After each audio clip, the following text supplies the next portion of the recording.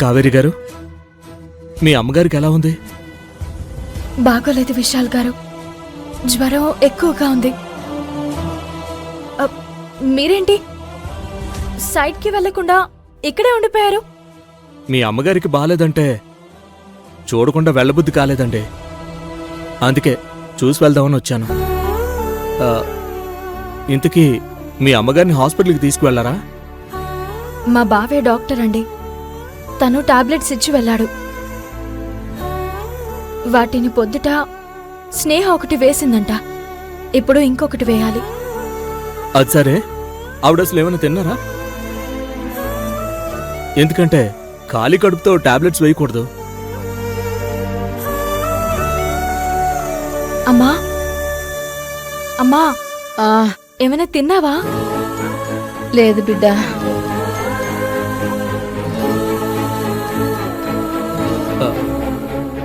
కావేరి గారు, ఇలా అంటున్నానని ఏమీ అనుకోవద్దు.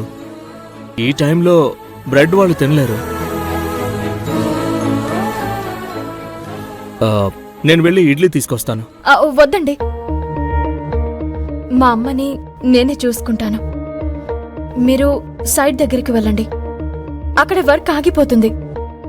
వర్క్దే ఉంది కావేరి గారు, మనిద్దరం కలిస్తే అరగంటలో పూర్తి చేసేయచ్చు. ఈ పరిస్థితిని మీరొక్కరే హ్యాండిల్ చేయలేరు. నన్ను కాస్త సాయం చేయనివ్వండి. కావేరి గారు, నాదొక చిన్న సలహా.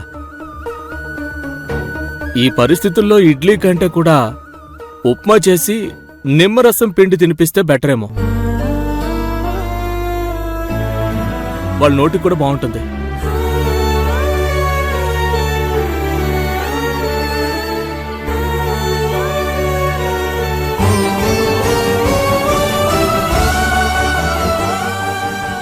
ఉండండి, ఇంట్లో ఏమైనా ఉన్నాయేమో చూస్తాను.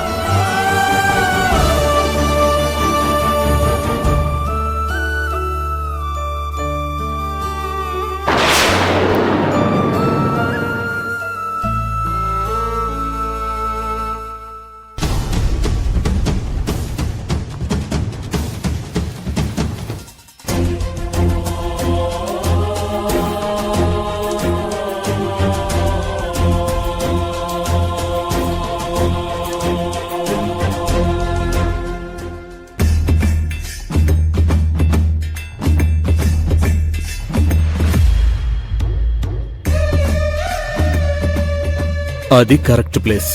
అక్కడ కూర్చుంటే అర్జున్కి క్లియర్గా కనపడతాను.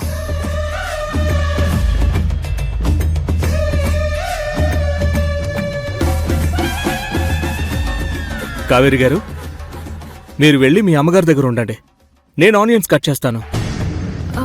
వద్దు విశాల్ గారు, ఇప్పటికీ మనం సైడ్కి వెళ్లకుండా లేట్ చేశాం. మీరు వెళ్ళండి, నేను చూసుకుంటాను. చూడండి, యమజ మేడంతో నేను ఎలాగో అబద్ధం చెప్పాను. మీ అమ్మగారు కాస్త కుదురుపడ్డాక ఒక అరగంటలో వెళ్ళిపోదాం. ముందు మీరు మీ అమ్మగారి దగ్గరికి వెళ్ళండి, నేను ఆనియన్ సంగతి చూస్తాను. వద్దండి ప్లీజ్ కావేరి గారు, నా మాట వినండి, మీరు వెళ్ళండి. విశాల్ గారు, నా మాట వినండి. మీరు వెళ్ళండి.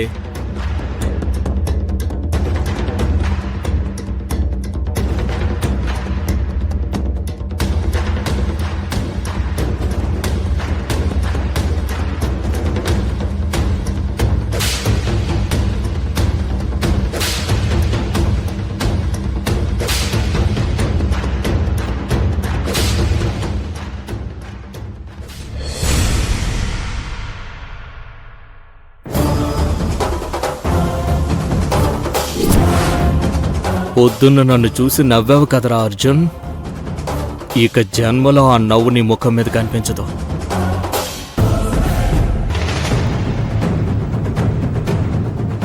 యమజ, నా కావేరి మీద అబాండం వేస్తావు కదా?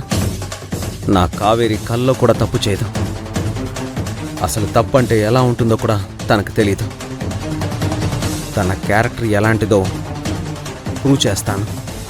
తను రుక్మిణి అత్త ఇంట్లో లేదని తెలిసిన తర్వాత నీ సంగతి చెప్తాను. ఈరోజు నిన్ను చంపేసి నేను జైలుకు వెళ్తాను. ఆ తర్వాత నువ్వే కాదు, ఎవరైనా నా కావేరి గురించి మాట్లాడడానికి భయపడాలి.